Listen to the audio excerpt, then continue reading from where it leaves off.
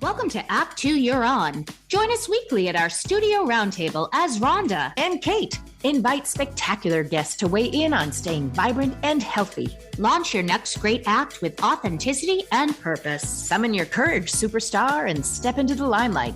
So grab a coffee or a martini and let's set the stage for a grand entrance. It's Act 2.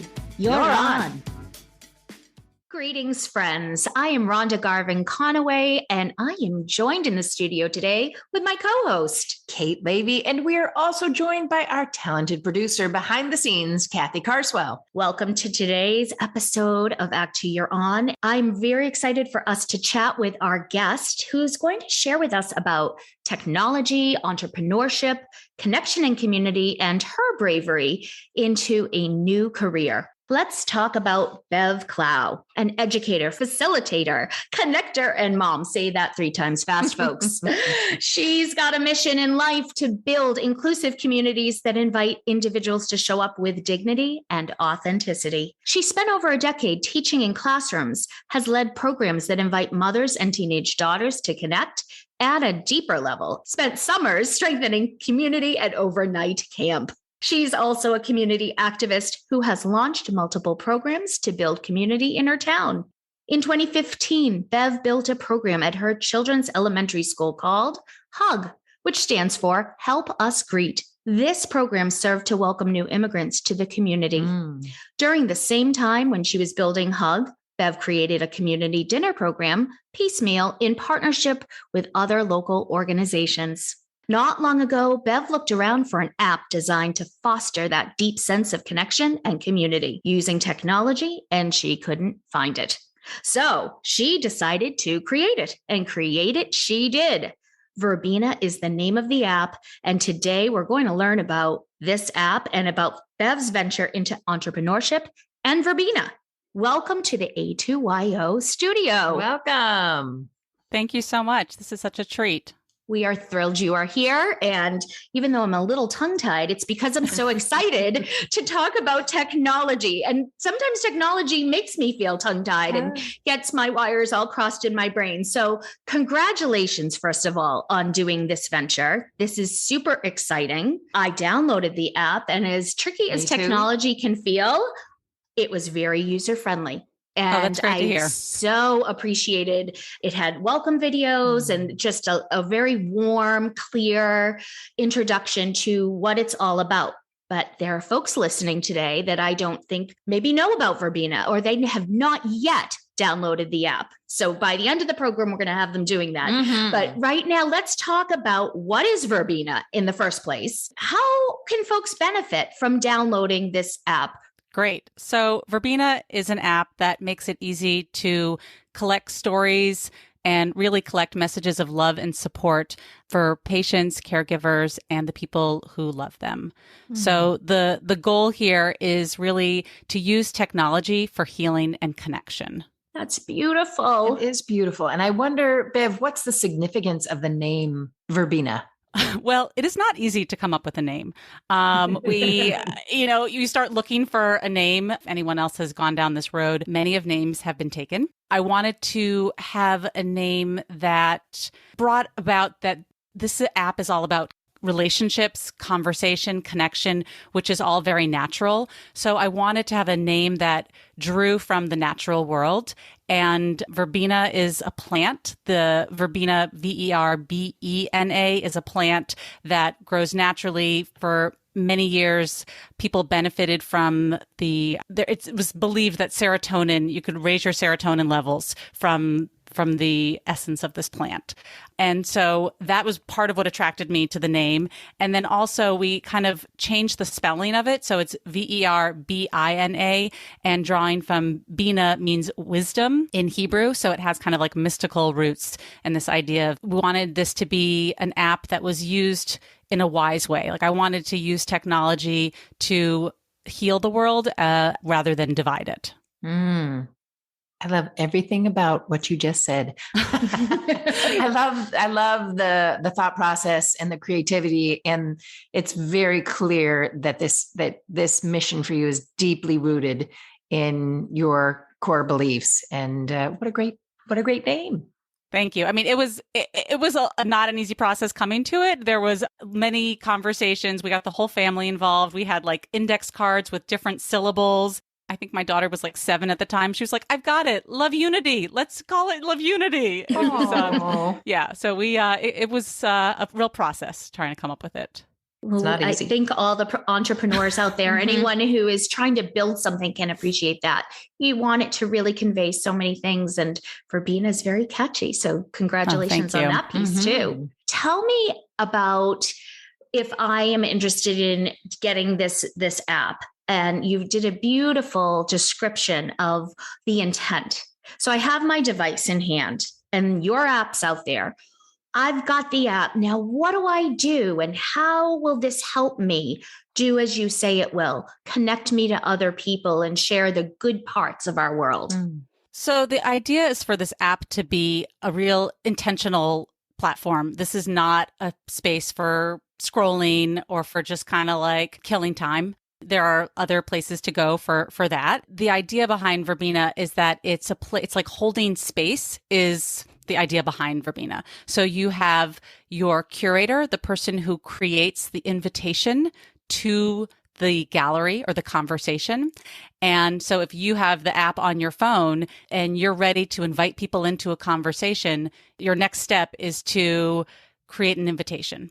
And I have a sample gallery on the app. It's called Support for Susan. So it really illustrates like, oh, how does this work? And you see that there is an invitation, a woman who's saying, this is Deb. I'm Susan's friend. Susan's battling cancer. And she invites other people in to send messages of support to her friend Susan, who is battling cancer. And so Deb has invited others into this conversation, and that's really how the app works. So you have a curator, they invite others, contributors, to contribute their video messages of love and support. So if you have the app, the next step is, okay, who do I want to invite? What kind of invitation am I going to create? And really the intention that you put into the invitation, that is what's going to result in a more meaningful, a more sincere conversation. It sounds like that then you have the control measures of who can access this information and be part of the conversation. Correct. So like the whole idea was really to create a space that I use the framework of being a classroom teacher and a facilitator to really inform the framework for the app. So I wanted this to be a space that's private, that has real clear boundaries. The more clear the boundaries are, the deeper the conversation, the safer the space here. And so that is what we're trying to create with Verbina. The curator has the power to also remove contributions that shouldn't be there. So I wanted to really have this be a space where you have the curator really taking on the role of facilitator as well as host. Cool, but it's in a virtual realm. It's all virtual. It's all asynchronous. So this is an organic, asynchronous, private conversation. And I'm focusing on using Verbina to support patients, caregivers, and the people who love them. But, really this can be used for all different types of people too. It's a lovely mission. And what inspired it? Rhonda talked a little bit about it in the bio, but I wonder if you could speak a little more to that. This was not a clear path going from a classroom teacher to tech entrepreneur by any means. This was a really messy, soul-searching, long process. I went from being a classroom teacher to being a stay-at-home mom, and then started to work again in supplementary education as a Hebrew school teacher, and then working, running a Hebrew school program at our temple.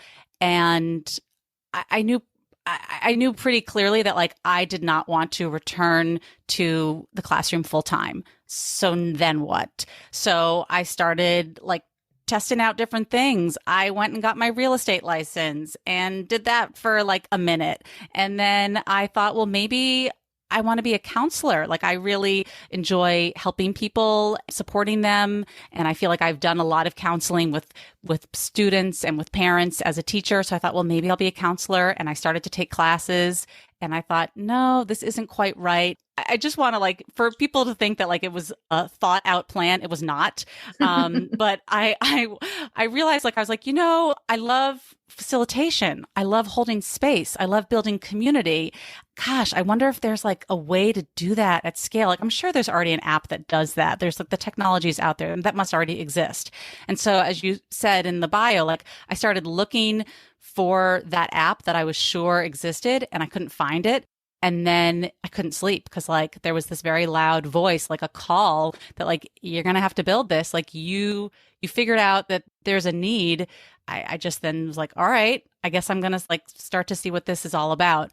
And so then I started the process of like interviewing developers and going down that path. But to answer your question, I really wanted to kind of replicate the power of holding space that I've been able to do in person. I thought if we could bring that to scale, but also to make it asynchronous so that people could hold space in a global way and also asynchronously. So I thought, well, let's see if we can make this work. Thank you for sharing the journey of that, because I think our listeners are at points of transition or they're yearning to do something meaningful in their next act. And it's really helpful to hear someone who is successfully walking that journey to hear that it's not linear, that you look around here, you sniff over there, and then this idea comes and then you have to do all the work to back up the idea. And I think that's really helpful that you've shared that. So I know that you are also learning as a first-time entrepreneur. You must be learning tons of new things. So how is that to be in your 40s and being a first-time entrepreneur? It is humbling. It is a daily practice of being very uncomfortable almost all the time, which is not something I'm used to. I am someone who likes to check things off my list. I loved being a classroom teacher because I felt prepared. Being an educator meant that days were unpredictable, but there was a structure around it. Whereas being an entrepreneur, I mean, it's just whack-a-mole pretty much. And it's going down different paths. And it's like, oop, nope, that's not working. Okay, let's try something else. In terms of market fit, like that took a really long time to zero in on. Like originally, my tagline was Verbina, gather stories, build community. I thought that would make a lot of sense because that's something that makes sense to me. But people thought this was an app for storytelling or like, oh, is this a place where you're going to go if you want to like build a new community? Whereas in my mind, build community means to strengthen community. So it's been humbling. It's exciting. And it is also like a lot of soul searching. I think entrepreneurship takes a lot of not only like tenacity, but also trust in yourself. You have to feel pretty comfortable in your skin because you're going to be put in so many uncomfortable positions all the time. So I think it helps to already feel pretty good in your own skin. But I think what's important, I think just in general, entrepreneurship is not for everyone, but I think what's important for my path was that I really was able to like listen to the call, I guess you'd say. And so I think for whatever someone's call is, whether it's, going back to school for a completely new career or whether it's to experiment in a new way with it, like maybe a completely new modality, it's just trusting yourself that call is real. You're not hearing it for any other reason, but to trust it. And the call could be uncomfortable, and that ability to be flexible, but also to tolerate discomfort, but to know that you can grow that. And any dream that's worth having is going to require that flexibility, some soul searching, but that core belief in yourself, and you can grow into that. So that's also super helpful. I would love to go back to that journey a little bit and get into some of the weeds. Great. How much technology did you know? And have you had to learn it all? And you mentioned working with developers. Like, give us a snapshot of the specifics of going into a field that seemingly were unrelated. Yes. Well, I am not someone who understands technology at all. In fact, like when we started our conversation, like I couldn't even get the audio to work. So I created this app for someone who is like me, not comfortable with technology. I did not create I've not been the coder by any means. Like I have instead worked in partnership with developers. I'm now working with my second shop. My first developers were in Ukraine. My developers now are in Pakistan. It's been a real journey of figuring out really more about entrepreneurship and about kind of like what are the different pieces that I needed to put into place in terms of like building a brand, figuring out, we talked a little bit about the name, figuring out the market, and then how to develop partnerships and find the communities for whom I want to serve. So that's been more of the path, just learning what goes into building a brand and like getting your brand presence out there. That's a lot of the work too. It sounds like you have learned so much. Yes. I mean, we're just coming on 1 year of launching.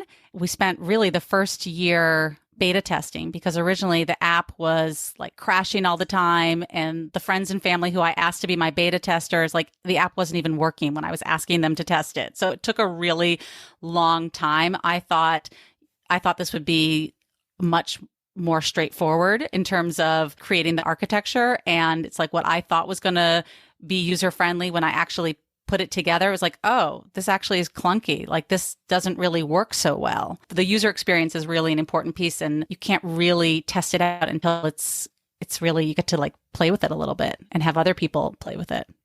Kate and I have had the benefit. I've been with her in a journey with a performing group and there from the beginning. And you would talk about how, well, if we compare this to the development of a human early on, it would be infancy and toddlerhood. So when you give yourself that permission that it's a brand new thing and really just entering toddlerhood, how's it going in this stage, just being a year old? I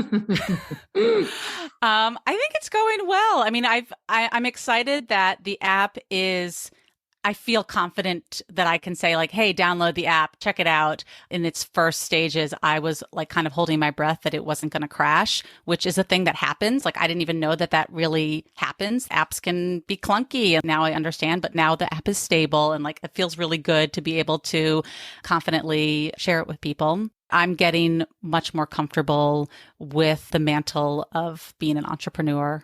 So that's, part of it, talking about myself and talking about the app is new. Like I'm used to talking about other people's children and talking about education. Like it's a whole new subject, and to get more comfortable with talking about technology is different. But really the app is really about holding space and about community, which is something that I'm really been doing for so many years. Yeah, and we can hear that love and dedication. From our research, we understand that Verbina invites users to be a part of an experiment to reweave our communities through conversations grounded in decency and respect. If you share that vision, you're invited to become a partner in using Verbina to build community through gathering and sharing stories that matter. In your welcome video, Bev, you also make it very clear how Verbina is intended to lift others up, to be wary of deconstructive behavior, that it won't be tolerated or accepted. What's your experience like maintaining these important values and community norms? We put that out there, like we put the intention out there, like that's what this space is for. When someone creates a Verbina gallery, a Verbina conversation, they have to first invite others in. They're using video, which I think already makes it so that you show up authentically. The way that the structure is set up, people understand that this is a space where we want to bring our best selves and use this as a space for healing. And I think that because it just takes just a little bit more effort to create these spaces and to contribute a video, this is not just a quick, I'm just going to type a quick remark or comment. It's not anonymous. People have to actually show up. They're showing up on camera, on video. People put their best selves out there. This idea of really using this as a space for healing and for connection. So I think that is happening. I have, like so many other apps, we have it set up in such a way that people can flag content that is not appropriate, but really we've empowered the curators to really hold that space and to make sure that they are creating conversations that are productive and healing. I love that there's that accountability from group members. Yes. And all the contributors, they are also, they can also flag content if it's not appropriate. So Bev, we're shifting into one of my favorite segments of our podcast episodes where we ask our guests to weigh in on a bit of wisdom that we call the golden nugget. So thinking about what has been important information or a mantra or something that you've relied upon in your life journey or in this particular venture, what could you offer our listening audience so that they have something to draw upon as they go into their next great act? I think boundaries are really important. So boundaries on your time and also on the people that you want to share space and time with. But what I'm thinking most specifically about is that I have the time between 8 and 9 every day set aside for movement for myself. And so that's like a boundary that I've kind of put into my day. For me, it's really important to move my body. I really enjoy that the way my life is set up now. My husband and I get to do this together. So we do strength training or yoga or Pilates or go for a walk, and we do this together every day. And it's not for us, it's not a question of, are we going to move our bodies or exercise today? What are we going to do? Not having to make the choice of, am I going to move my body? It's how am I going to do it? The shift or the golden nugget that has been really helpful for me. And also thinking of movement, the joy of movement. We're in our bodies and it feels good to be in your body when you move it, when you use it. And it's not a punishment to move your body. That has been like a real shift in my life. I guess we kind of created that habit, if you will, or that routine during the pandemic. And that has been really joyful. That's been something that I love and look forward to and is always a highlight of my day. Nice. Thank you for sharing that. I have been assigned the regrettable task of timekeeping, which means we're almost at the end of our time together. But I wonder, before we go, let me ask, what's next for you, Bev? Great. So we are, I think, a couple weeks out from being HIPAA compliant for Verbina being HIPAA compliant, which means that there are a few hospitals and organizations that are waiting to start some pilots with Verbina for volunteers and for other groups. And in order for us to do that, we need to be HIPAA compliant. So that is the immediate next step. And then beyond that, I'm starting to think about my first raise. I'm going to be looking to get some investors so that I can really grow the app and start working with some more partners. So that's what's on the horizon for Verbina. Well, that is exciting. And I am guessing you're going to find great success with that intention and plan, because look how far you've come. Thank you. I hope so. The fact you answered the call with the courage you did, and now this exists in the universe. It's exciting. I just want the app to help people. That's really been the intention all along. And so I hope by putting it very clearly with that goal that we can do that. Thank you for sharing that. And thank you for coming on today to tell us about this opportunity for folks to download the Verbina app so that they can have a safe place to share their stories, hold space for others, and be caring community members and create connection. Thank you for today. And thank you for the work you're doing. Thank you. I'm confident folks are going to want to learn more immediately. So you can do that by going to www.verbina.app. So that would be VERBINA.app. Or you can go right now to the App Store and download Verbina, VERBINA. Just do it right now. You're not going to regret it. Go to the App Store, download it.